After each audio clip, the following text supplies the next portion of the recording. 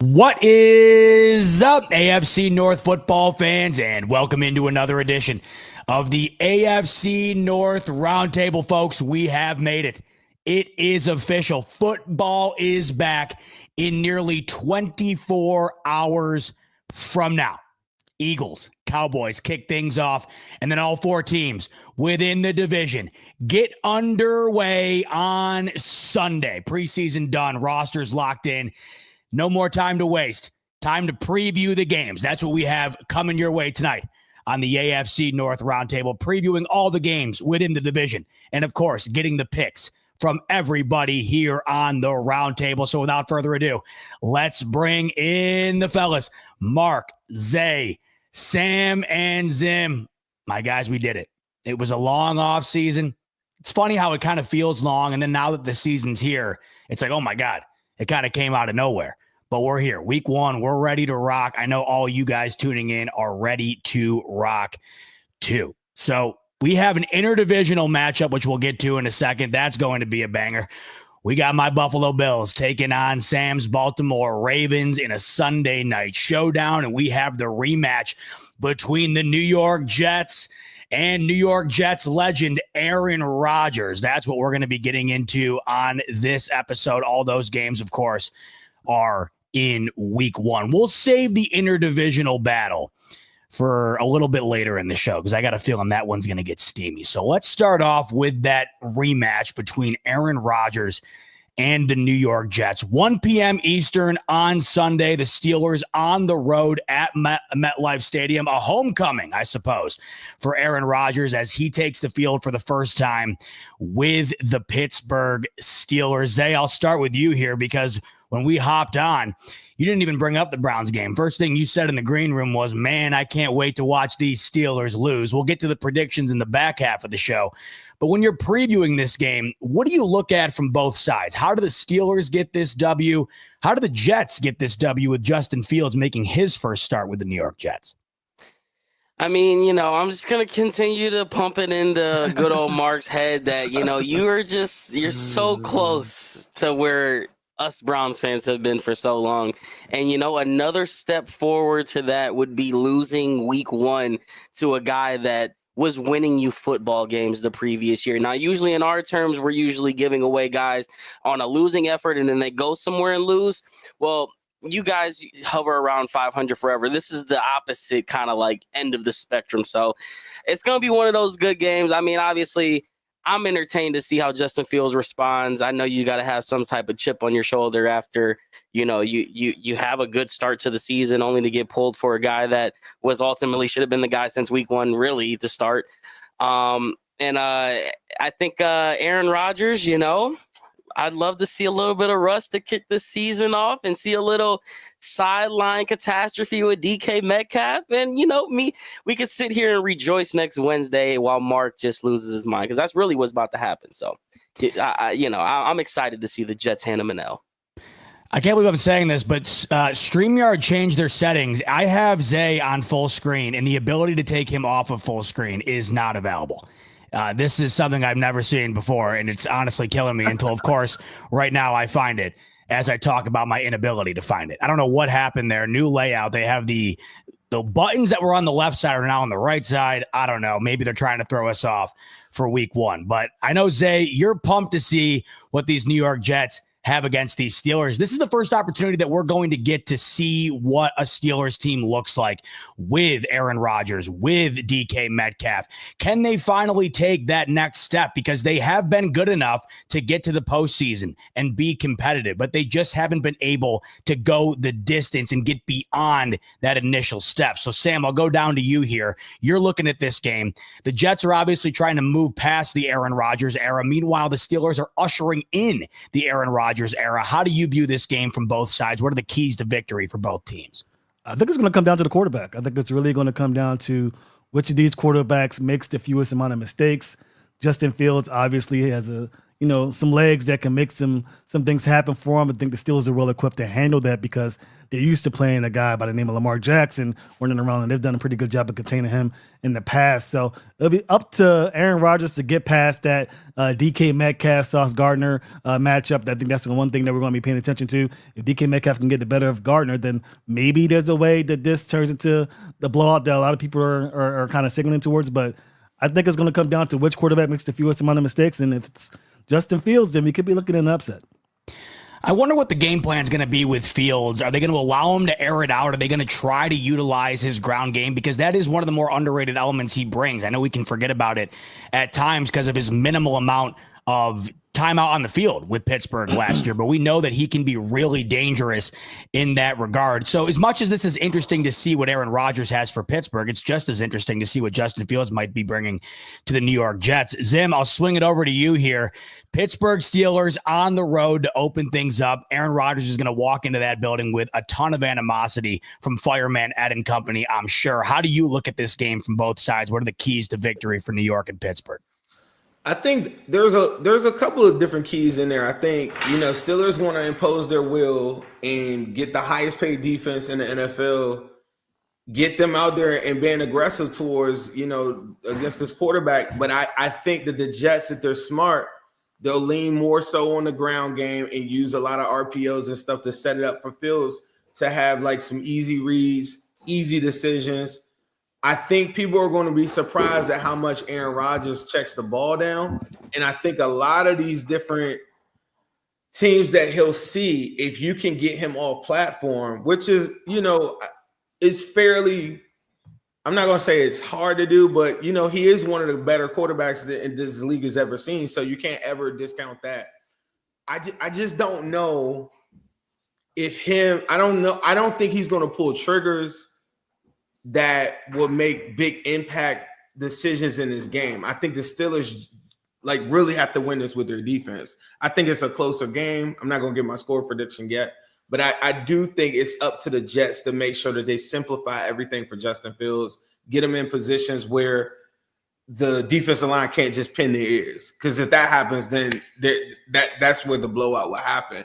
And then I think the Jets have to lean on, okay, Sauce one-on-one with DK, in the rest of the field, we're going to open this thing up. And I think Sauce will do really good on him. I really think that that's a matchup that works well for him. Mark, it's officially here. Your Steelers kick things off on Sunday. Aaron Rodgers takes the field. You have DK Metcalf. It feels like a new era in Pittsburgh. They're doing things that are a bit unconventional. They make that big splash, go out and get DK Metcalf. They bring Aaron Rodgers in. This is an opportunity for the Steelers to ascend back towards the top of the AFC, or at least Steelers fans are hoping. Will we see a glimpse of that Sunday? What are you expecting to see from both ends of things here between New York and Pittsburgh?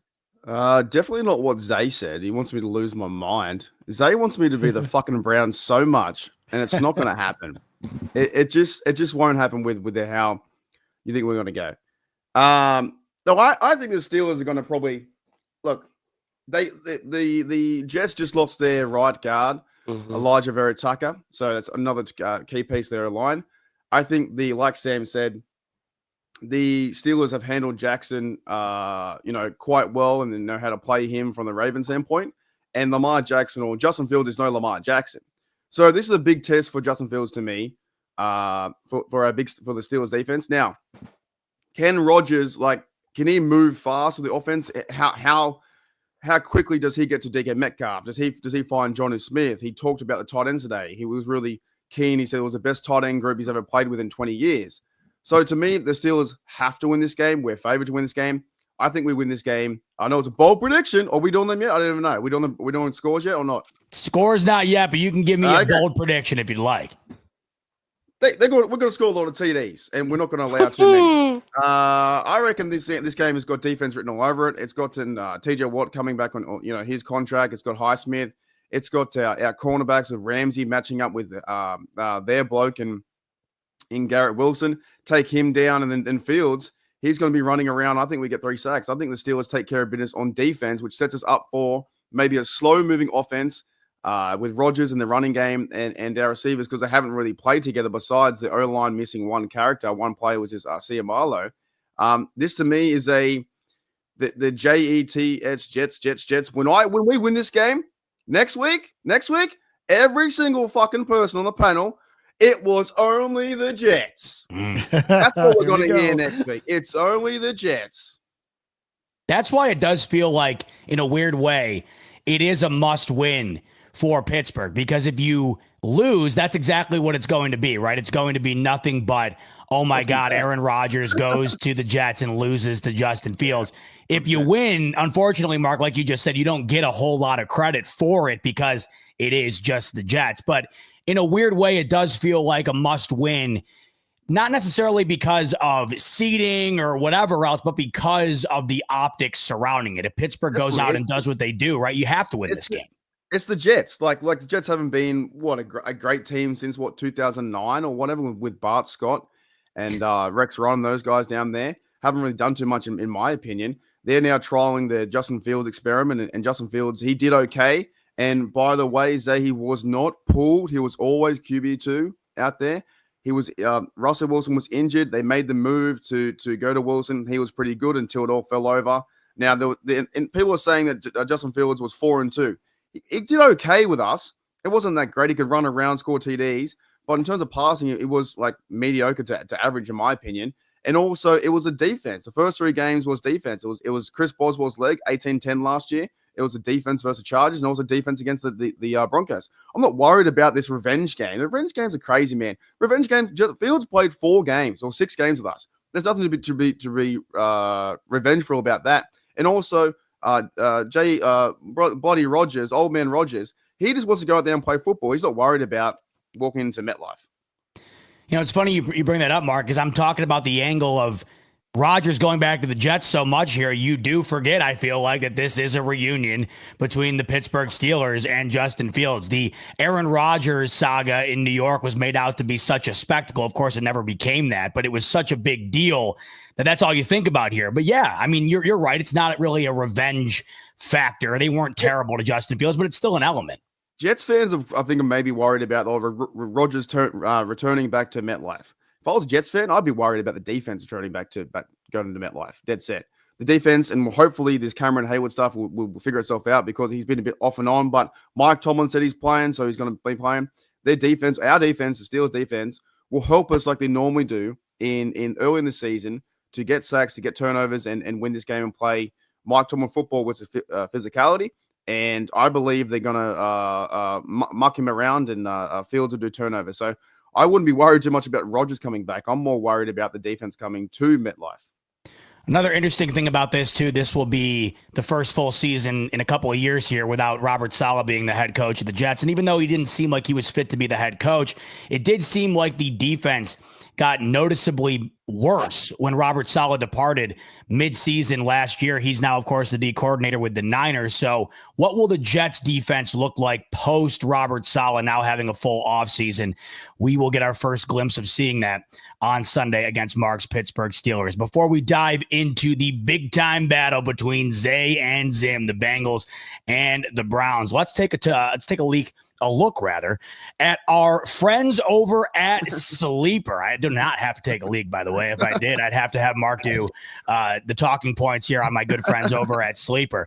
They're the new proud sponsor of the AFC North Roundtable, and we will be using Sleeper all season long, and we highly suggest you do too. Link is in the description below. You can get up to a 100% match up to $100 match up to $100 using the promo code RTS. I'm sure you know Sleeper by now. They are the best fantasy app in the game. Sleeper is fantasy sports plus real money gaming, focused on bringing people together through sports, with over 6 million active users since 2023. And like I mentioned, everybody uses them for fantasy. But what you might not know is they have a feature called Picks, which is a ton of fun. We're going to dive into that right now. What you essentially do, as you can see on your screen here, is you choose more or less based on the set numbers that are given on the Picks feature in Sleeper. So we're going to go through each game and have you guys pick something for your team. We're going to start with you, Mark. We have a variety of different choices here. Is there anything that you're super confident in player-wise with your Steelers coming up on Sunday against the Jets? As in like over under stuff like that. Yeah, so we have DK Metcalf more or less 56.5 yards. Aaron Rodgers 206.5 yards passing. Anything in particular? What's that Chris Boswell, Wizard of Boswell one? What's that? I can't see it too well. Boswell more or less 7.5 points. Fuck, go the over. Ooh, are you joking? So you're liking more on that. Well, at least two TDs is an extra point. That's 2, and then maybe get a few field goals. That's 8 too. All right, so you already predicted. Fuck, go the over. That's right. All right, because you already liked a high-scoring affair in this one. Not to bury the lead here, but you said earlier you're thinking a lot of touchdowns for Pittsburgh. So you're liking more on Chris Boswell 7.5. Those parlays out there in America. The multi, right? As you like to. Yeah, multi. I got a few of those this week. Let's go. Yeah, I know you do. I'm sure you do. And by the way, get yours in on Sleeper. We'll swing it over to Cincinnati versus Cleveland. I'll start here with Zay. Anything you're confident in with your Browns in terms of more or less player-wise? I kind of like a couple of those things already. Those first 3 looking juicy as it is. Is there any David Njoku touchdown props on there? Let's take a peek. We'll go to receiving touchdowns, and Njoku more or less a half receiving touchdown. You think he gets in the end zone? Yeah, David Njoku's gonna find the end zone. Him and Joe are peas in a pod, man. All right, so we got Zay locking that in. More on David Njoku touchdowns. What about you, Zim? What's gonna be looking good player-wise for your Bengals on Sunday? I really like T. Higgins in this game. I really do. It's a lot of times we played the Browns, we didn't have T. Higgins, and the numbers on T. Higgins in our last matchups with them are staggering. And this is them without Martin Emerson. So you liking the pass, the receiving yards, getting in the end zone? What are you thinking? What's the numbers on the yards for him? So for yards with T. Higgins, 63.5. I got a feeling you're going to be liking that. Yeah, I like that. I like that a lot. And to be fair, I don't really like Jamar props, like generally in any of the Denzel Ward matchups. I think strategically Joe stays away from him. Doesn't throw any out routes, stays away from a lot of that stuff, even though he's put him on posters a couple of times. Even Andre Yoshivas put Denzel Ward on a poster last time we saw him. Zay probably didn't tell you that either, but we'll stay away from those props for now. Let's just stay T. Higgins right now. All right, we'll take the more on T. Higgins, 63.5 receiving yards, and then we'll swing it to Sunday Night Football. It's Buffalo, it's Baltimore. Sam, talk to me. What's something player-wise you like for your Ravens on Sunday night? Derrick Henry. Touchdowns. He's good for 1 at least. Is that 0.5? Yeah, so I'm pretty confident that he'll get in the end zone at least once. No hesitation from Sam. He's all over Derrick Henry getting in the end zone. So if we take a peek here, we have our picks. Chris Boswell, more than 7.5 kicking points. David Njoku to get in the end zone. Derrick Henry to get in the end zone. T. Higgins, more than 63.5 receiving yards. You tally all that up, and folks, 15x would be the payout on this. So $100 would pay out $1,500. Not a bad deal for the picks. I'm locking that in From the fellas. I like that. Loves it. Yeah. Not a bad set of picks here, fellas. I'm loving it. This is the best one. Say that isn't that good though? Like people that do bet, right? You very rarely get inside information from people that actually like their teams and watch the practice report, and then you're having the beauty of us come on the show and say, hey, look, this is what we're seeing directly from, our team. Yeah, and that's the fun thing about picks is you can get in on it with the players and combine the knowledge in order to build up something like our slip here where we have 4 picks with over 15x payout. Not too bad. Good work. You can get in on this and any of your own picks over on Sleeper. Use the promo code RTS and you'll get up to a $100 match on your first deposit. Terms and conditions apply. See Sleeper's terms of use for details. Currently operational in over 25 states. Check out Sleeper today. Link in the description below. All right, so we just talked a little bit about Browns versus Bengals. Zim likes T. Higgins in this one.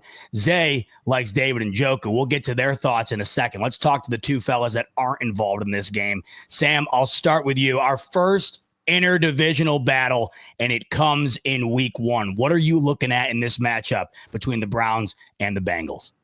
Well, there's definitely familiarity between the two teams, so very difficult to pick who's going to win if you haven't, got the inside knowledge like we do, like Zim said. But I'm paying attention to Joe Flacco. I think it's going to be very important for him to stay upright. Every time I see Joe play football past the age of 35, I'm wondering whether or not this offensive line could protect him long enough to make those throws, because he's going to go for the big play.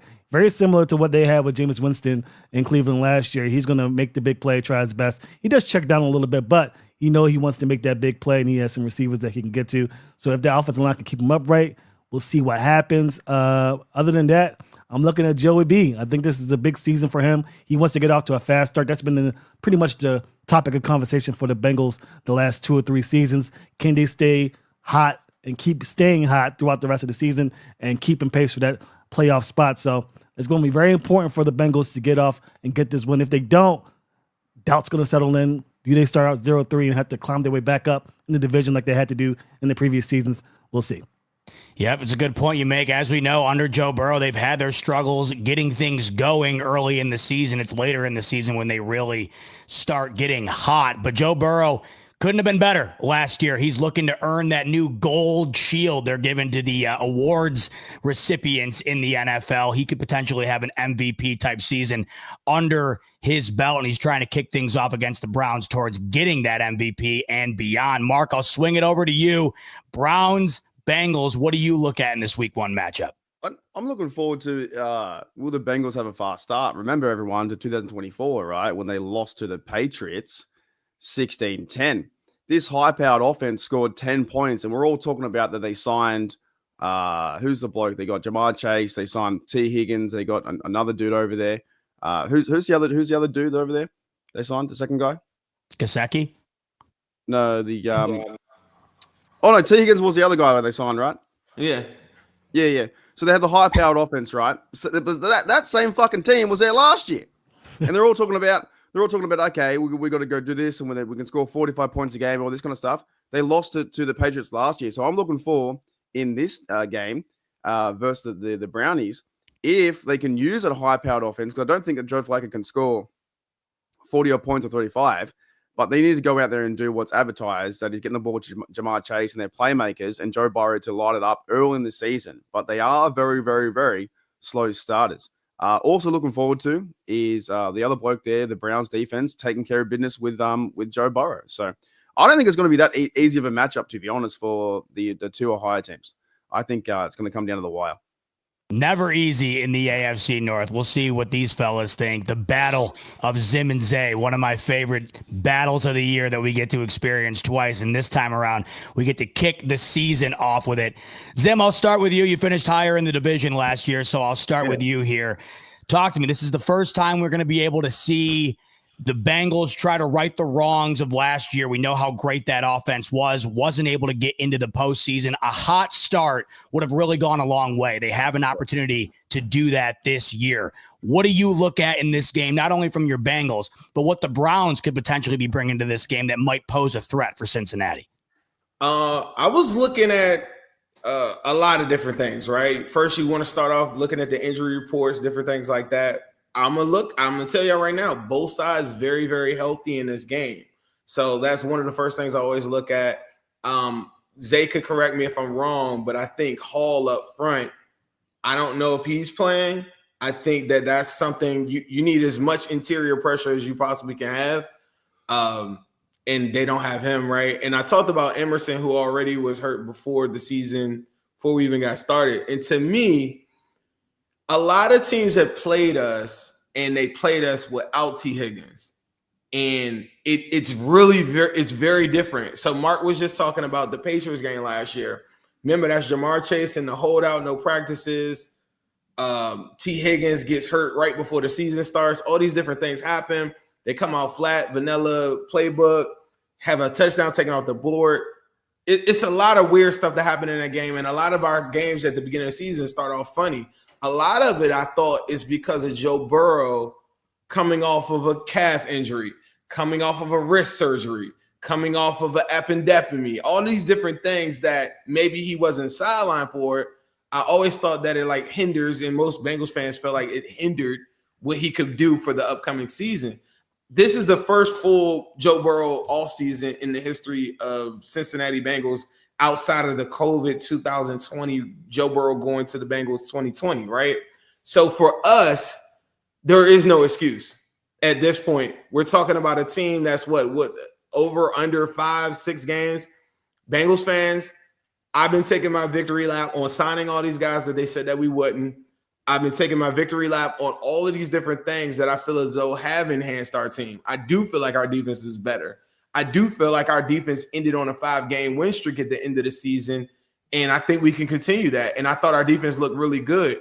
I thought Mark pointed out some different things, but he didn't point out the fact that I packed his ass up and he threw for 120 yards, and he only ran for 30 yards last time I saw Marcus. So now moving forward, we want last game. Yeah, last game. I don't give a shit about last game, mate. We already made a playoff. Shit was on the line. Shit was on the line. You wanted to win the game. Well, for us, we're already good. Real fine. So that happened. We're not going to act like we can't act like it didn't happen. Just like I won't act like this didn't happen if the Bengals weren't to win. So anytime that the Bengals win, or you're acknowledging that fluke ass loss, I'm going to acknowledge I beat your ass last time I saw you. Is that fair? That was week 18 when we were in the playoffs and you were like struggling to get in. And you wanted to win. You lost. You wanted to win and you lost. So moving forward, now we're going to come back to the Browns. We won 4 out of the last 5 times. So this narrative that everyone's perpetuating all over the internet that the Bengals have a tough time with the Browns, I will agree. I think Myles Garrett poses problems. I think that they've had different guys up front on the defensive end that have given Joe Burrow some problems. And I think that they have the components defensively, generally, on what it would take to stop Burrow or bring them down to 200-something yards or whatever like that. They've had that generally. This is the first time that I've seen them where I don't feel like they have all the cornerbacks to match up with it. I told y'all about the T. Higgins one because of Newsome. I don't feel like that's a good matchup for him. Also, I want to say this.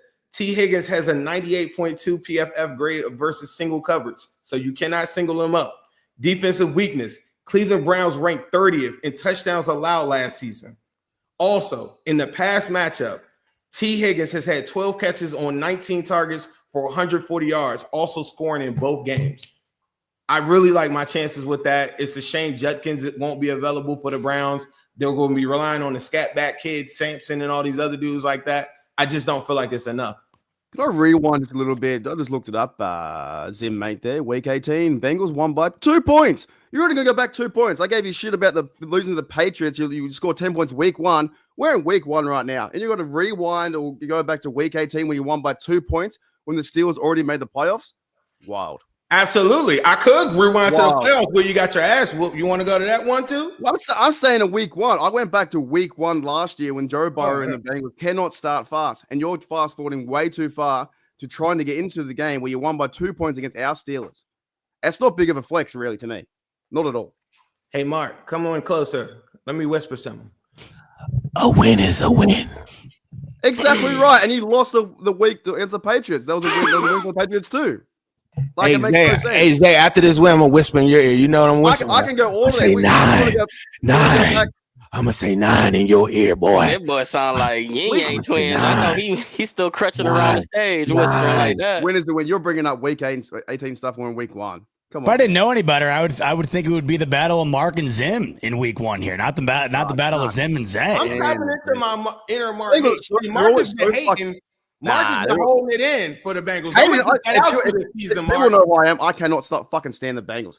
Bengals fans are always so keen. They're always so keen for like 4 or 5 weeks, and then they go into draft mode. That's what always happens with them. Always happens. They're always like, we're going to do this, we're going to do that. Same team as last year, but they try and portray it as something different with this Higgins and Jamar Chase and all this money going there.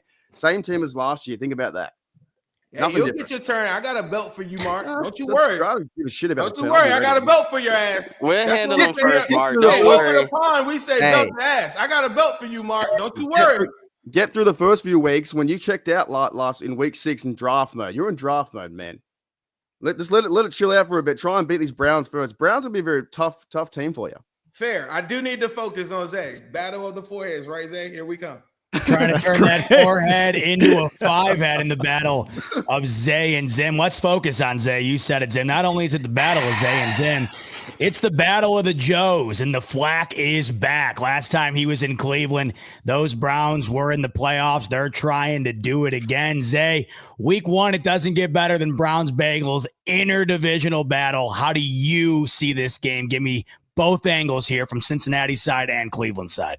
Listen, I'll start off with the Joe Burrow stuff, since y'all know I like Joe Burrow. I will say this is the first time Joe Burrow has came into the season healthy, which is different than past years. There's always been some kind of injury looming the year before. So Zim can have that.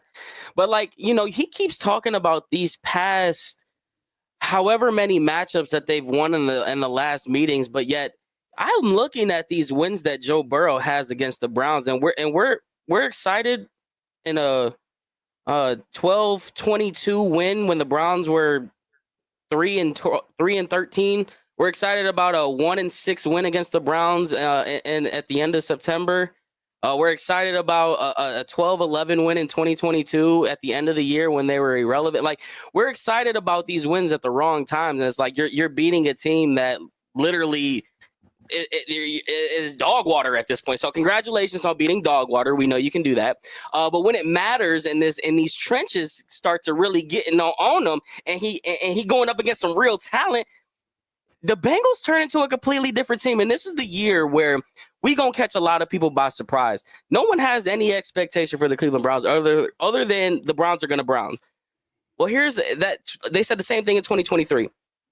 This is the deepest that this defensive line has ever been. Joe Burrow already had problems with Myles Garrett. You mentioned Mike Hall. That's like icing on top of the cake right now, because we still got Mason Graham. We still got Shelby Harris. We still got Malik Collins. And we've already seen glimpses of what that looks like without Myles Garrett on the field. Granted, it's some preseason stuff, but you go back to the Philly reference when they were at the joint practices. It was laughable, quote unquote, was what he said, was how Myles Garrett was in the backfield literally within a second of every play. So imagine when you have other guys on there with Myles Garrett. It's just going to be a nightmare for Joe Burrow. So I think the key is going to be for the Browns to put a lot of pressure on Joe Burrow early. The secondary is definitely something that I'm going to be worried about, especially with T. Higgins. Like he mentioned, that whole one-on-one matchup thing. I really don't want to see him matched up with Greg Newsome. Really, I would almost rather Greg get the help with Jamal. You got to pick your poison, essentially. I get it, but I think the key is going to come down to taking the pressure off that secondary with this front seven and the rotations that they're going to have throughout this entire game. They're going to have fresh legs coming in the fourth quarter. So if the Bengals offensive line is any good this year, they'll have a shot. I think the Browns are destined for a 2-0 start, and what happens after that is past me. But I'm calling my shot now. They're going 2-0. Joe Burrow's got the perfect storybook start to a season, and familiar face and Bengals. We're going to spoil Sam's little home 30-year thing next week. And then, when you want to talk shit about the Browns after that, we can go ahead and do that. But first 2 weeks. On me. You don't need to worry about next week. You don't need to worry about next week. I'm low-key already looking past you right now. You don't need to do that. I'm already looking past you because I already know what time it is. And it's funny you didn't mention all of that little stuff that you was talking about at the beginning of the show when you said Denzel Ward was acting scared, this and that.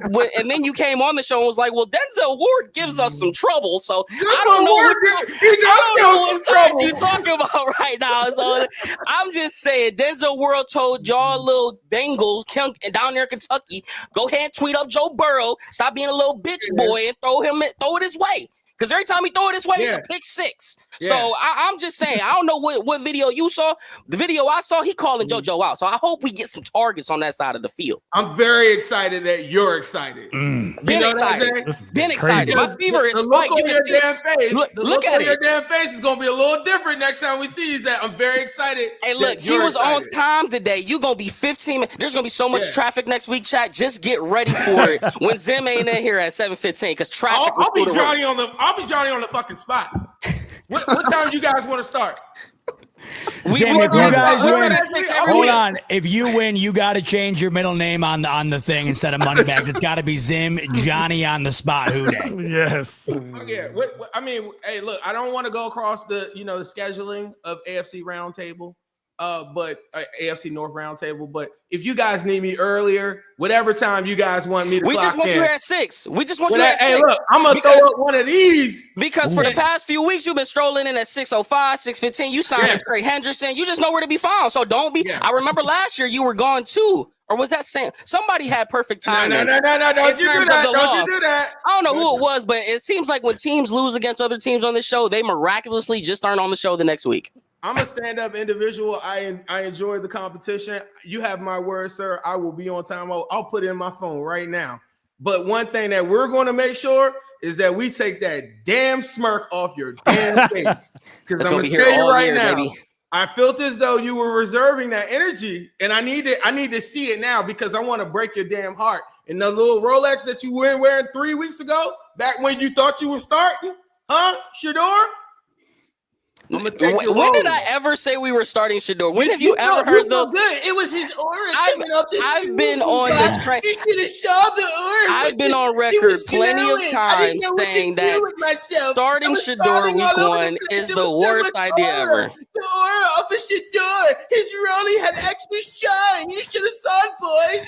And now look at you. You're a third stringer. You're our little bro. This is my Ohio shit. I deal with that a lot. You take words and then you put this whole story. That's that forehead. You might want to calm down a little bit. You putting too much up at the top. Focus on where that's at hand right here. Hey, it ain't Shador. It's Flacco. Don't be worried.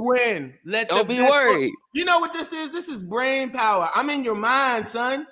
I'm in your mind. That's all it is. The only thing in my mind is the light from your forehead shining from the light above you. That's what's on my mind. The line is from the fucking Rolex I took off Shador and it's shining off of my fucking forehead. This is my time to shine. That's the watch that y'all had to give. On my forehead. This is my watch. Give me your shit. See, what had happened was you got your Rolex back because you had the pawn to help pay Trey Henderson for 1 year, and you got it back. So I remember y'all was selling TVs throughout last year, so I know how you get down there. I remember you. I saw you. Aren't you the same guy that was over there at the Renner Center after you paid Deshaun Watson all that goddamn money, asking me for a loan? Is that the same dude? You were the same dude laying around thinking you was on water beds. Now look at you on a blow-up mattress with your Deshaun Watson oils and shit. Nah. She gonna oil you up and oil you to fuck out the stadium. Big money over here. How about that? Hey, remember when Zim came on? We paid him. Congratulations. We've been doing that for 10 years. Right. Ever since. And Deshaun Watson took that paycheck and hopped his ass on a boat and told you peace. I mean, and your players will be gone next year when Trey Henderson and the contract with Jamar Chase, and you'll be sitting here like, man, well, we've got draft capital. I'm excited for this quarterback next year. I told y'all that was going to talk contracts because he don't want to talk about the lines on the field. Oh man. Well, that's going to do it. No, I mean, my God, just don't know how can you navigate? I mean, really, how can you navigate? The one thing, I guess this will be my segue. Zim, you promised you'd be here. You're a better man than me. Might need to get a new host next week if my Bills drop it to the Baltimore Ravens on Sunday Night Football. That's where we move to. Man, it's tough to pivot off of that, though. I could have listened to that for another hour. That was incredible. It's the battle of Zay and Zim, bro. You damn right it is. I'm already looking forward to the next one. And much like Zay, he's already looking forward to the Ravens. My Bills are staring the Ravens in the face, but apparently so are the Browns. They're staring at them too, getting ready for them next week. But we got to get through week 1 first, and it's Sunday Night Football in Buffalo under the lights. The rematch of the divisional showdown between Lamar Jackson and Josh Allen. It does not get better than this. Mark, I'll start with you. What are your thoughts on this heavyweight matchup on Sunday Night Football between Buffalo and Baltimore? Two of the best teams in the NFL that are, vying for a Super Bowl. The Ravens, they can definitely get it done. They can win the division. They got Derrick Henry, Lamar Jackson. We all know what's going to happen. And then on the other side, Josh Allen, man, it's insane. What I think now, like to me, the Chief talk is that's been like out the window. I don't think they're like favorites, or they'll make the playoffs. But it's going to be who can start the fastest, the quickest. It's in Buffalo, I think, and like you said. If Buffalo loses, we might have to do a 4-man show next week. But no, I'm pretty confident the Bills can win this game. But I think it's going to be if you were backing either side, I think you've got money on either side, which definitely can definitely come true. But this is Josh Allen versus Lamar Jackson. This is NFL TV you have to watch for Sunday Night Football. Like there's two of the best teams in the NFL right now going Here's an Aussie word for you: hammer and tongs, going crazy out there. I can't wait. Hammer and tongs. I love it. Malty, hammer and tongs. We get all the Aussie lingo with the blokes on the AFC North Roundtable. Zay, I'll go to you here. Sunday Night Football. It should be a great one regardless of who takes it. We'll get our predictions in a little bit here, but how do you view this one between two of the favorites to win the AFC in 2025? This is your typical just iron sharpening iron matchup.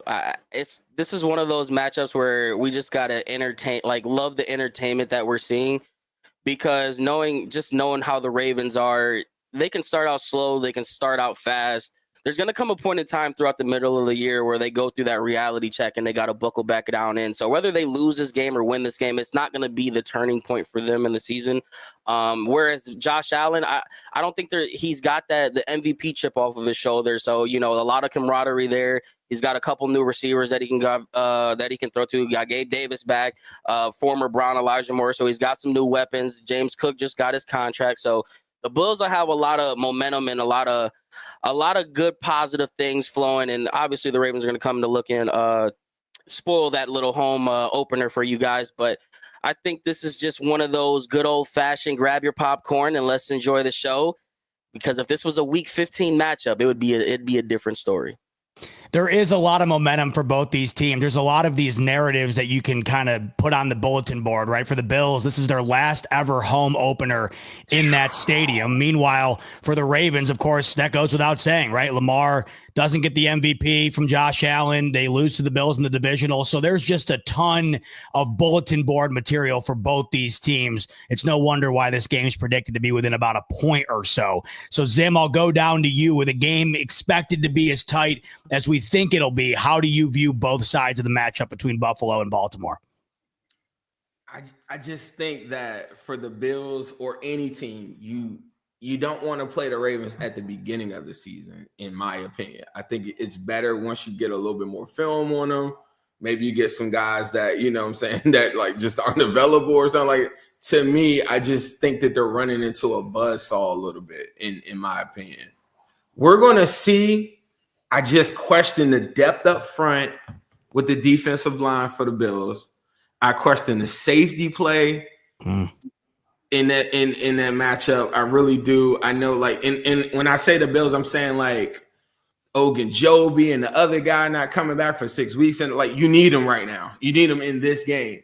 And I just think that the one thing I can say, and then this just broke 2 hours ago, Keon Coleman with a groin injury.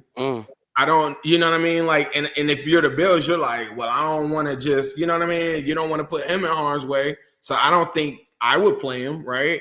Because groin, hamstring, soft tissue can linger. And you're already talking about kind of like a lower wide receiver group to begin with. I feel like everything's really stacked up against them in this matchup. I really do. It's not to say that the Bills don't have a good team. It's the timing of it and the speed of football and the speed of like Lamar Jackson at the beginning of the season. I think it takes some time, just me viewing at home, right? I think it takes players time to adjust to that from coming from preseason and everything like that, and then adjusting to that part. I do think it will end up being close because you have Josh Allen. But man, I just think the timing of it and the Keon and all this other stuff like that just doesn't sit right with me in terms of their chances, I think. Yeah, and the last time they played this early in the season, right, was last year, and the Ravens beat the brakes off of Buffalo behind a near 200-yard performance from Derrick Henry. Sam, I'm sure you'd love to see that again on Sunday night. Talk to me about how you're viewing what should be the game of the weekend between the Bills and the Ravens. Well, a couple of my buddies and I were talking about this matchup, and it's funny how parallel the Bills and the Ravens are in terms of what their goals are this season. You got two quarterbacks who can't get over the hump, two great AFC teams trying to, get to the promised land, and you got question marks on both sides about whether or not they'll be able to accomplish that. So it's very interesting, the storylines heading into this one. As far as the, between the lines, it's everything Zim said is correct. I mean, you guys are I don't even know what corners you guys are going to bring out. Tre'Davious White's a guy who we basically let go. We had no intentions of bringing him back. He's one of your starting corners. He didn't practice today. Christian Benford, your other starting corner, he's limited in action with a groin injury. And you guys, even though you guys brought in guys like Joey Bosa, who I'm kind of nervous about, by the way. I think Joey Bosa could be a potential game record for this game. Besides him and Milano, who I think played really well in that divisional round, I don't think a lot of people are giving him credit for. He wasn't available in that Week 4 matchup where the Ravens did score 35 points.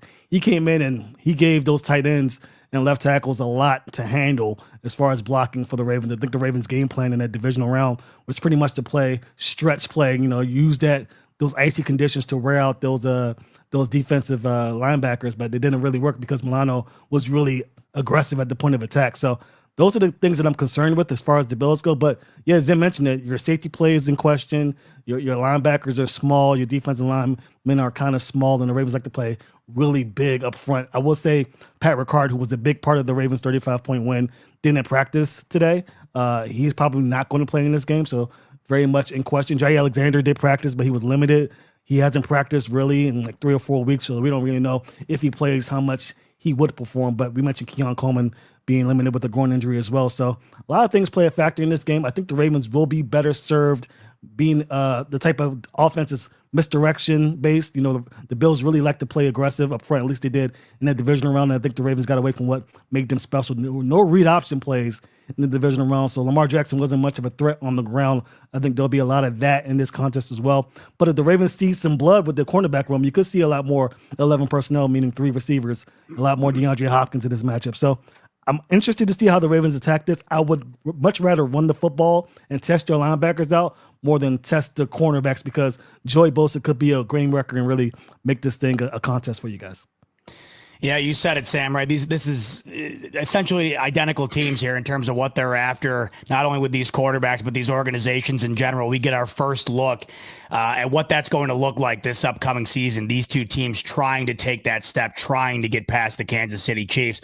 Unfortunately, in the AFC, and you guys know as well as I, it's a lot of cannibalization here with how good so many of these quarterbacks and these teams are. They beat up on one another, but this is the first opportunity we get to see these two teams go head-to-head and set the tone for the season. Speaking of set the tone, we're going to set our picks in place right around the corner here. But before we do, let's talk about my friends over at Sleeper.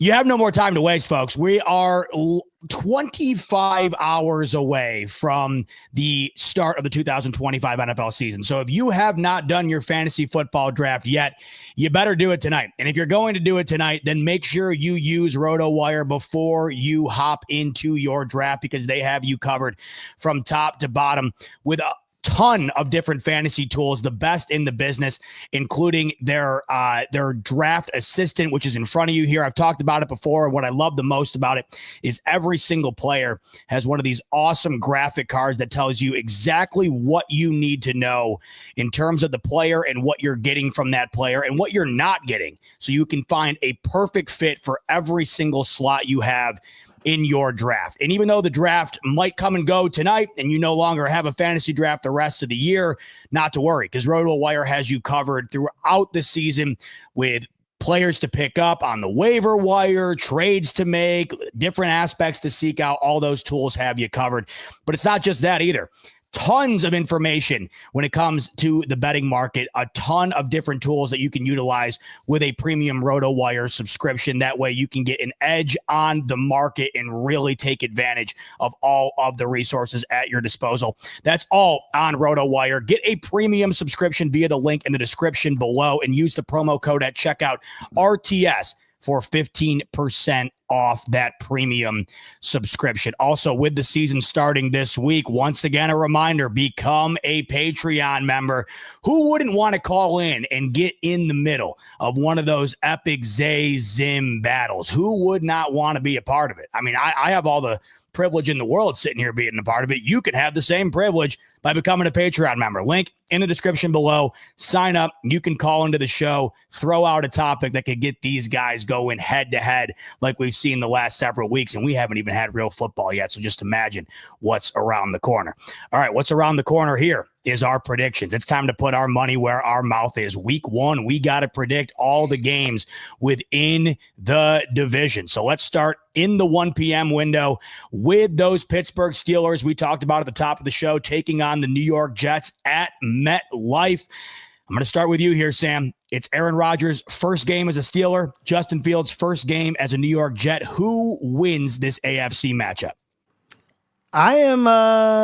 This game is going to be closer than a lot of people think. I know Mark said they're going to score a lot of points, and that may be the case. It'll be a fun one if they do, but I don't know. This Aaron Rodgers is going to be the guy I'm looking at. This will be a good game for him. Let's see what he can do. I looked at the stats, and it looks like, even though I was so anti-Russell Wilson last year, Aaron Rodgers didn't do as much through the air than Russell Wilson. I think Aaron Rodgers was 6.7 yards per play, and Russell Wilson was 7.6, somewhere around there. So about the same, and this Steelers offense is more predicated on running the football than anything else as well.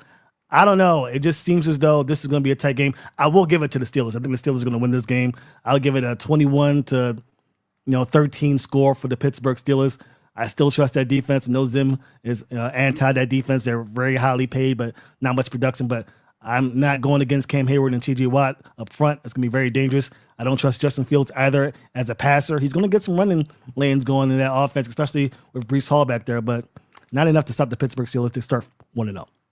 Sam's got the Steelers taking the W in week 1. Zay, I know you'd hate to see it, but do you think we'll see it? Who's your winner between the Jets and the Steelers? I want to be petty so bad. I want to be petty so bad. So do you want me to be realistic or do you want me to be petty?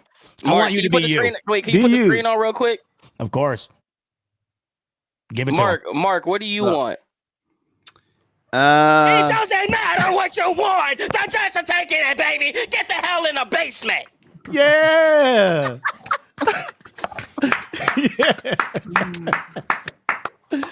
All that for that? Wow, Yeah, Mark right. wasn't impressed. Know your role and shut your mouth, all right? All right, Ed. Okay, mate. Win a division. What's that score looking like, Zay? 20 years. Man, you know what? Justin Fields going to come up in there. He going to cause a little ruckus. He going to rush for about like 70 yards. He going to have 2 rushing touchdowns, none through the air. He going to have 2 on the ground, though. You know how he get down. I think one thing that we aren't really talking about is the Breece Hall thing here. Like, if I'm Breece Hall, I'm pissed off. So I'm coming out here and I'm running with a vengeance. So hopefully Justin Fields and them boys can lean on the run game a little bit to open it up, because some of the highlights that we've seen from this preseason or in this training camp, it didn't look too good. Missing wide open passes to Garrett Wilson and stuff, but he's got some weapons to make this thing happen. And I'm going to continue to play my role that the Steelers are a season away from being a Cleveland Brown. So I'm going to go, let's go 21-20 in a heartbreak at the field goal. 21-20. And it's going to be at Chris Boswell's foot, wide left. Ooh, I love the specifics here. Yeah, misses it, mate. Best kick in the league. He better not for that multi-mark with that 7.5 points we got riding on Boswell. It could come down to that kick. Zay has him missing. Seems like Zay has the Justin Fields Comeback Player of the Year bid starting off here in week 1, getting the W. That's going to Nick Chubb. Get your best in. That's going to Nick Chubb. All right. I'm interested to watch him, by the way, this week, right? Joe Mixon out, so we'll see what we got with Nick Chubb, if he can get the tread back on the tires. Zim, speaking of tread on the tires, Aaron Rodgers trying to find his at the late stages of his career. This could be the last time we see Aaron Rodgers take the field in a week 1 matchup. Is he going to get the W over the Jets, or is his former team going to spoil the week 1 showdown at MetLife?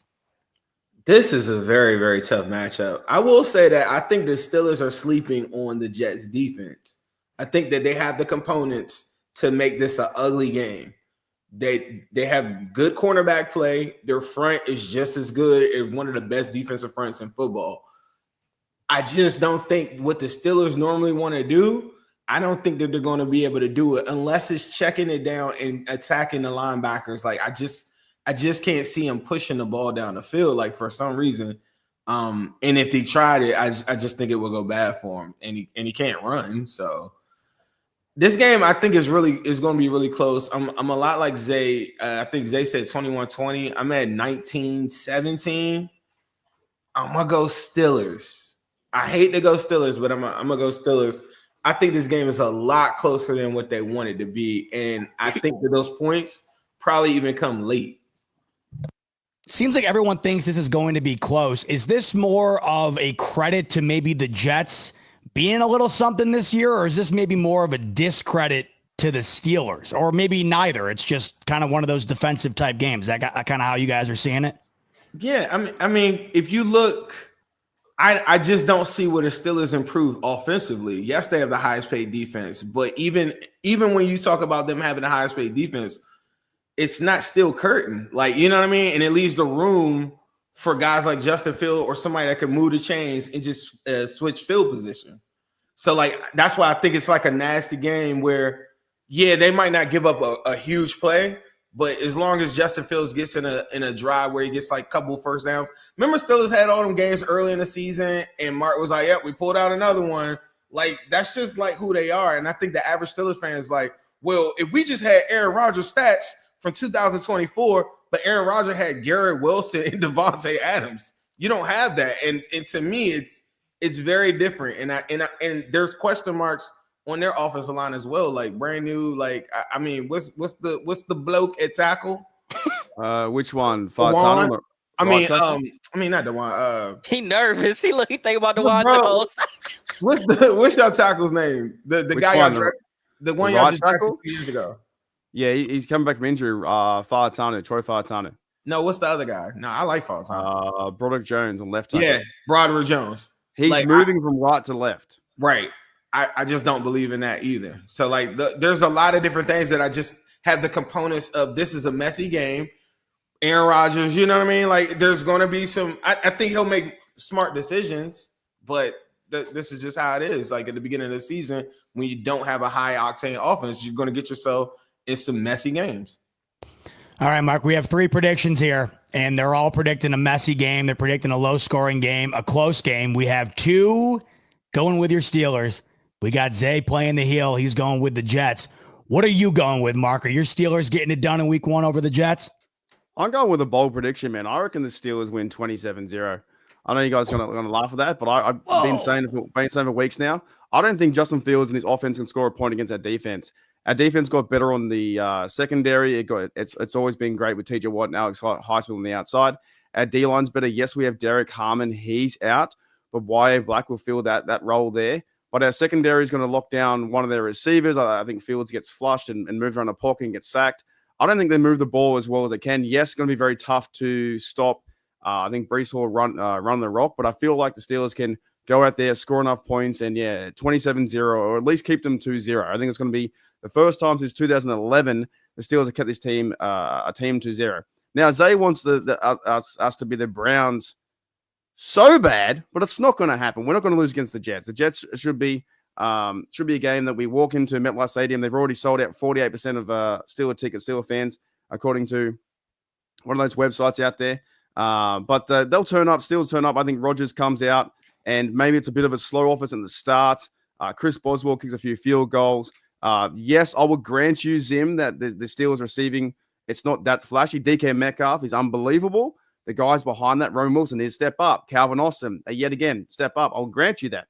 However, they do have some really good tight ends, and Rodgers talked about getting Big Darnell Washington the ball in the red zone, and also Jonnu Smith. Look out for him. He's an excellent player that's worked with Arthur Smith offense, and Frymouth too is a pretty good, not like Mark Andrews dropping these fucking lettuce everywhere, but Frymouth can catch the ball. So I think this team can win this game. It just depends to me, it's the defense. If they highest paid and on paper to practice the perfect, if they don't do that, I'm going to be pretty pissed off because this defense is outstanding and they have to go in there and take care of business. That is Justin Fields' revenge game.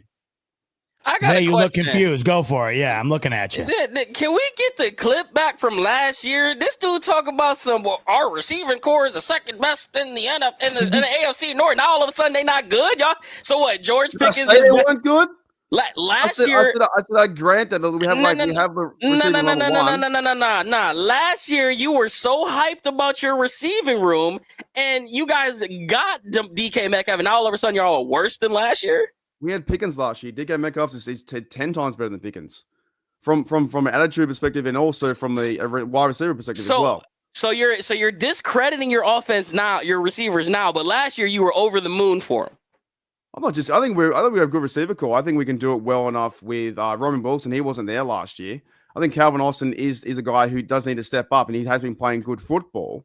But it's not like out there from you blokes out there in AFC North land or the NFL land and saying, "Oh, this is like a crazy receivers like Zim's got." That's what you said last year. So I was just making sure that we not on that same time, because last year they weren't what? Didn't he have them ranked second? Right? Like I'm not crazy, right? He had them ranked second. Yeah, out of the AFC North, what's so good about the fucking Ravens receivers? Or more so than the Browns? What are you talking about? Get them all in. Bring them all in. What's so good about Chase and Higgins either? Bring them in too. Let's bring the whole thing down. But why did Sam go like he cut her straight? He's like me. I think Zim number one. I think I was 2. You're more caught up about this than I am. Fuck me. I'm just asking. I just need the insider info from a Steelers guy that his receiving room is worse this year than it was last year. Receiving room. I do. I like Scotty Miller to be the possession guy if they go to him. But they're going to more, when we say this receiver room, it's more like receivers / tight ends. They're going to go into a lot of tight end sets and 12 tight ends. They're going to use Darnell Frymuth and Jonnu Smith. Look out for him. He's the pass catcher. But is Jonnu healthy? Is Jonnu healthy? Is he playing? Yeah, he's healthy. I don't think he missed that preseason.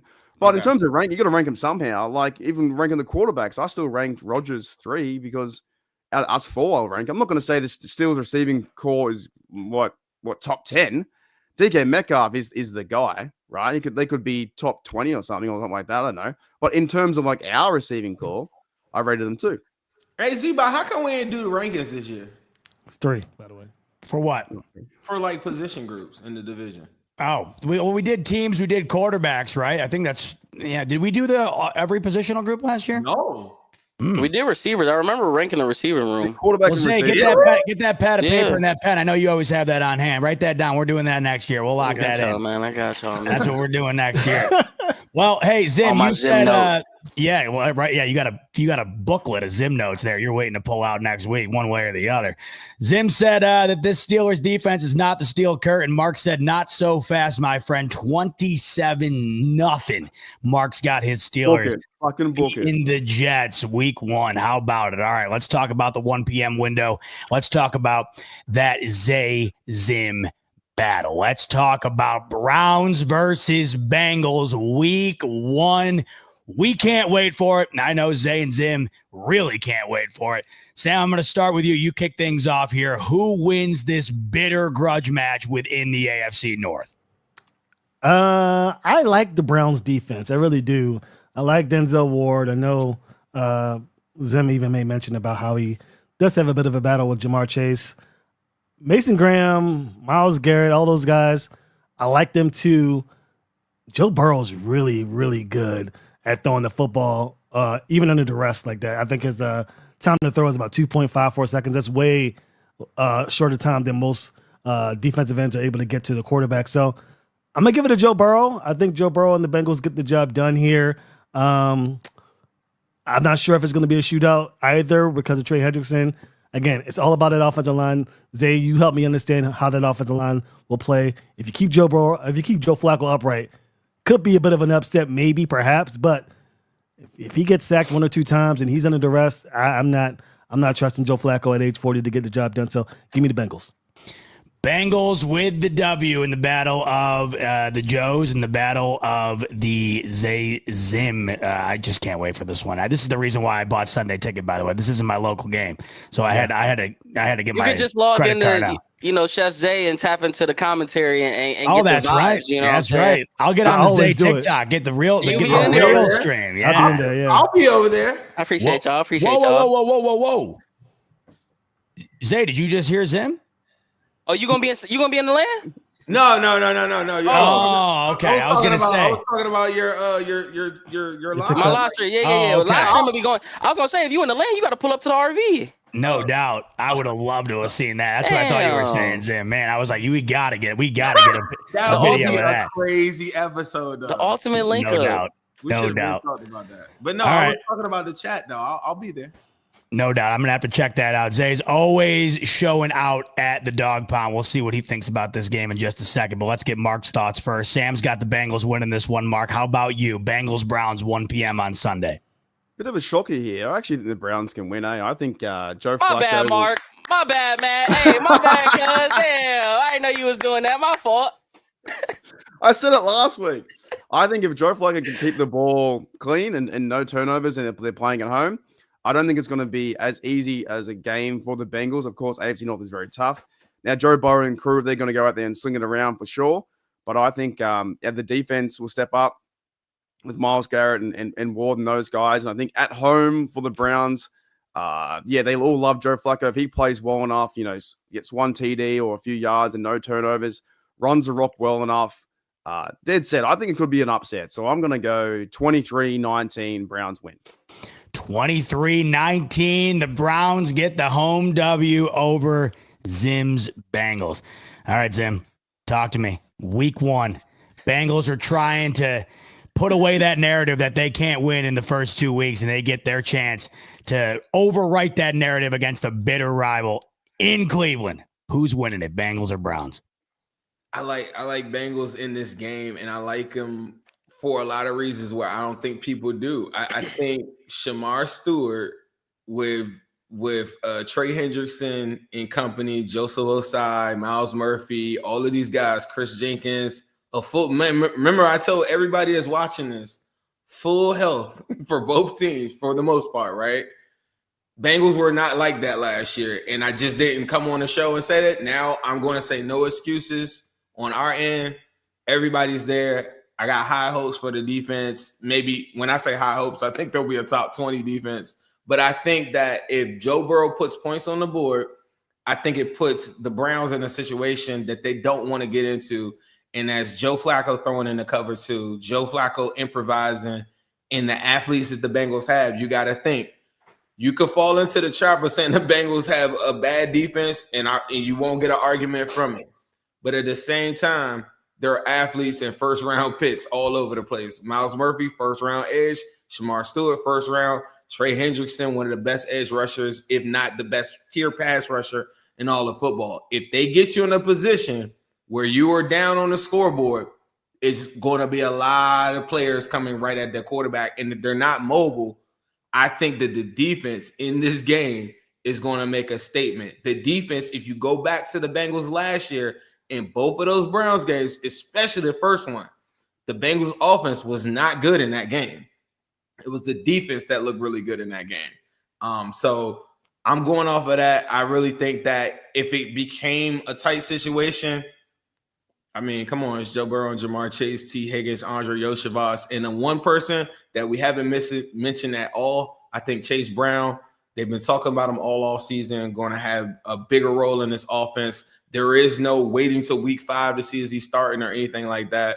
I think he's at the point. Everybody uses fantasy football. He's probably about the 6th, 7th running back taken off the board, and it's for games like this. I think that they're going to feed him. If they run into a team that doesn't have a high-octane offense, they're going to lean on the screen game. They're going to lean on short passes to him, and he is a terror out in the open field. I'm just letting you know all season long, Chase Brown is one of the fastest running backs in all of football. And you're doing that coming out the backfield with teams that have to make sure that they know where Jamar Chase and T. Higgins and Gesicki and Noah Fant, all of these weapons, they got to know where all those guys are at. It's very easy for Chase Brown to go and make his hay with that setup. I think the Bengals win this game handily, 27-10. Handily, Zay. A 17-point margin of victory, says Zim, for his Bengals against your Browns. What say you, Zay? Browns-Bengals week 1. Let's hear it. The biggest key for the Browns is they have to start fast. They're going to need to get a lead. This team is going to be most dangerous if they can put points out on the board first. Just thinking back to a couple, we can go back to the last home opener that we had against the Bengals. Myles Garrett wasn't doing between the legs crossovers down 14. He was doing that up. So if this team can find a way to start fast and put some points out on the board to allow Jim Schwartz to go ahead and dial up some nasty little rush schemes, It's going to put this defense in a really good position to control, or to at least not control, but to contain Joe Burrow, because that's going to be the biggest problem. And if you give Joe Burrow and these guys a lead, that's like Zim said, that's the one spot Browns fans don't want to be, especially with Kevin Stefanski's offense. Watching Kevin Stefanski try to come back down is not fun. I'd probably rather get a root canal that's infected. I'd rather have an infected root canal done in my mouth than watch that, because it's not pretty. So as long as this offense can come out and have a rhythm and not turn the ball over, I give ourselves a good chance. And, I said it a couple shows ago. I think this is one of those games where history is going to repeat itself. We finally have a quarterback that we're not just trying, like me personally, I'm not just trying to fluff up. I've witnessed Joe Flacco exceed in this offense. And with him having a full off season, you can debate whether it's better weapons or not. I still think he has a lot of good weapons under his belt. I'm thinking this is going to be one of those shootout games, which kind of contradicts my whole defensive thought. But I think give me 30-23 Browns. 30 points. You don't believe Joe that. Flacco back with Cleveland. You don't want to shoot out. Joe Flacco. I don't want to shoot out with y'all. But if we have the lead, the shootout's going to come in that aspect where we'll be up 10, we'll be up 14, and then Joe Burrow will be doing one of those things where he comes back. And my biggest takeaway from what you just said, when you talked about the infected root canal, I immediately thought about the logo on your hat. Oh, that's crazy. You could have been thinking about the rotted checks that have been sitting on the table that just got more and more expensive over the years with the players that you have, but that's not what right. I forgot. There's a lot. I know the real estate on the foreheads, it takes a lot to process and get to the mouth. Right. I get it. It's a reason you haven't popped that top on that fucking trim. We all know. My forehead is this is the money maker right here. You'll see this after the W, baby. Okay. Come on now. Okay. So we're just saying, make sure you bring your duffel bag with all that money that you have. Hold on. Now are we gonna have a forehead off? If I win, then I put my hat back on. Look, the only thing I want is for you to be on time next week when y'all lose. That's the only thing I'm looking forward to. You can have a hat on, you can cover your damn face, but just be on time when y'all lose, okay? Johnny on the spot. One way or another, I got a feeling Zim's going to be on time next week. Zay's got the W for his Browns. 30-23. Flacco's back. He's got him dropping 30 on the Bengals in week 1. Hold on. You guys hear that? Oh. You beat him to it. No. Was that it? Zay, you beat me to it. Sunday night football in Buffalo. The Bills, the Ravens, the matchup of the divisional round playoff game a season ago. Lamar versus Josh Allen. It does not get better than this. Massive AFC showdown, Mark. I'm going to start with you on this one. Who wins this epic battle between the reigning MVP and the reigning MVP? So with this game, whoever wins or loses won't affect too much, really. If they start 0-1, 1-0, they're still going to go to the playoffs, still going to have a chance to win the division. However, I'm going to choose the Bills to win 26-20 with a Lamar Jackson to Mark Andrews special, because Isaiah is likely out. He's out, I'm pretty sure. Yeah, he is. And he can't, like that guy, so he always carves us up. Likely against the Steelers, always carve us up. So I think he's a really good tight end. I think he's like one of their playmakers. So it's going to come down to Lamar Jackson going on the field, 20 yards out. John Harbaugh is going to do something really stupid, going to make some really crazy play, 4th down play or something like that. I don't know what's going to happen. And they're going to throw to Mark Andrews again, and he's going to drop his lollies. And they're going to lose 26-20. So instead of Mark Andrews getting his revenge, you got him doing it again. 100%. Wow. All right, Mark, that's some petty stuff, man. That's that's good work. That's good work. I underestimated you. That's good work. Mark's got the Bills winning it on Sunday Night Football. Zim, how about you? You made some great points earlier about what the Bills are kind of walking into with this one, and it does feel like, if we're talking about narratives, the Ravens have the edge there. But what's your prediction? What's the final score in Buffalo? Man, I need the Bills to win this, but I just can't see it. I do talk a little bit of trash on this show. I just think that they're walking to that bad spot. I just cannot see those corners for the Bills tackling any of those guys in open space. Like, I don't know if it's going to be Dane Jackson or Tre'Davious White or something. Like, that's not the formula. That is not the formula to do it. If they can get Lamar flushed out the pocket and like funnel him to spots, maybe. I think that this is a 10-point victory by the Ravens, and it maybe could be worse. Ravens probably do a mistake or something on their own, like kind of like they did in the playoffs, couple turnovers or something like that. I think it could be worse, but I'm going to go 27-17. Bills get a late, touchdown or something to make it look prettier. But, yeah, I got kind of like how it went last year. Yeah. Bills are a good team, Z-Bot. I don't want you to take this as though I'm saying that you guys suck or something. It's just not a good matchup for them right now. We'll see you in the back half of the season. We'll have plenty to talk about when we get to that. You want to get some chicken wings? Huh? I got to get in on this. I feel left out. Everybody else, we're going at it hard. We'll get there. We'll get there eventually. Yeah, at some point this season, I'm going to get that monster out of everybody's chest. That's what I'm talking about. You see, Mark has been holding it in. Yeah, he has. Yeah, he has. It's Sam who we got to get. I'm cool as a cucumber. You're not going to get me. So we got Zim. Don't worry about Sam. I got you, Sam. You're taking the Ravens pretty comfortably here. Bills average nearly 31 points a game last season. To go in and score 17 would be a real tough start. I think Mark put it, great where, both of these teams could lose and it shouldn't derail the season, but that would be a rough start.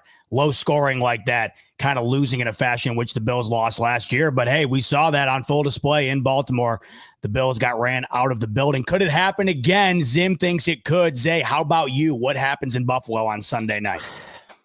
I got one or two ways that I can go with this, and I think I'm going to continue to be petty.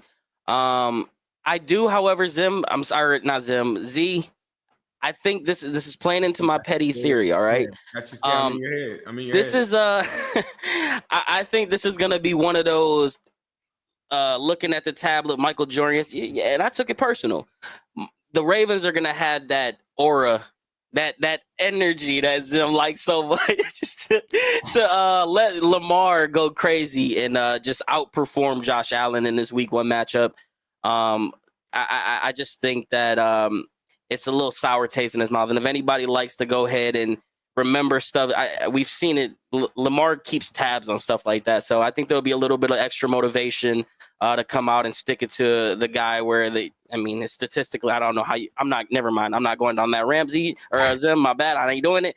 But I think the Ravens are going to pull out Week 1 only so they can lose to the Browns next week, because they're going to spoil your last thing, and then we're going to make up for it, and we're going to spoil their little celebration the week after. So they'll get a taste of their own medicine as they spoil one just to get theirs spoiled. I was waiting for the petty, and there it was. It was buried in there. At some point, we were going to get there, and we got there. Zay's got the Ravens winning Week 1, but we already know what he's got for Week 2. You might as well. Next week's predictions, we already locked those in, at least for Zay. We know what he thinks for Week 2, but we got to talk about Week 1 first. Sam, I'm nervous. I know you're nervous. We talked about it, but one of us has to walk out of that building with a smile on our face. Who's it going to be? Bills, Ravens, Sunday night. Who takes it?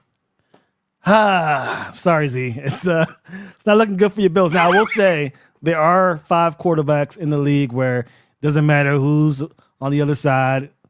You're going to get the best effort, and it could just change the game. And Josh Allen's one of those 5 guys. I just don't see it happening. Zay Flowers is playing in this game. He didn't play in the divisional round in the playoff. That was a huge loss for the Ravens in that regard. The Ravens outgained the Bills in every metric as well in that divisional round. It's just the 3 turnovers. They had more passing yards, more rushing yards. Just the 3 turnovers that cost them. So I expect the Ravens to win this football game. I will say that the X factor are both Josh Allen and Cook. If the Ravens are unable to contain those guys, I look back at the wild card game against the Broncos. The Bills, won 31-7, and the Broncos defense was pretty much on par with what the Ravens have. I think the Ravens have a better rush defense, but that secondary for the Broncos is enough where you can still see Josh Allen putting up points. So it's going to be up to the Ravens to slow down Cook and Josh Allen, make sure that they are one-dimensional like they did in that Week 4 matchup, and the Ravens will find a way to get some running going without Pat Ricard, because I don't expect him to play. But give me the Ravens to win this game. I'll go I'll be nice and say 28 to 20.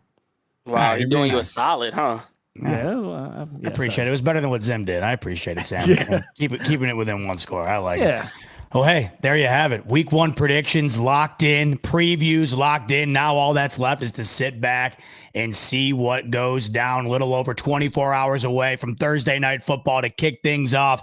Then we roll into the weekend to see what goes down in all of the matchups within the AFC North. We'll be right back where you're at next week to recap everything we watched, including the battle of Zay and Zim. Cannot wait to see what you two have to say after what we watch go down in Cleveland on Sunday. But for tonight, that's going to do it. On your way out the door. Before you guys go out, 179 people. We got 52 likes. We could do a little better than that. Zim brought his forehead out today. I'll bring it out next week if we could somehow get to 120 likes and we call it a good day. Okay. I mean, Well said, Zay. Smash that like button if you could. Like Zay said, nearly 200 in here. By the way, before we bounce out, a couple of super chats. Seeking King of the Seas. He's thinking Mike Tomlin's first losing season is inbound, by the way, Mark. He thinks that could start on Sunday, and he thinks the Bengals are living on past glory. Or Bengals live on past glory, make the playoffs. He's calling you out as well. He's calling both sides of the left side here, or both boxes on the left side out. Gotcha. So we'll see what King of the Seas is saying next week. We'll see if the Steelers can get it done. We'll see if the Bengals can get it done. On your way out the door, like button if you could. As Zay said, subscribe button. That way you're notified of all upcoming episodes throughout the 2025 season. Link in the description below as well for Sleeper and RotoWire. Also become a Patreon member so you can call into the show. For Mark, Zay, Sam, and Zim, I'm your host, Z-Bot. Thanks so much as always for tuning into the AFC North Roundtable, and we'll see you on the next one.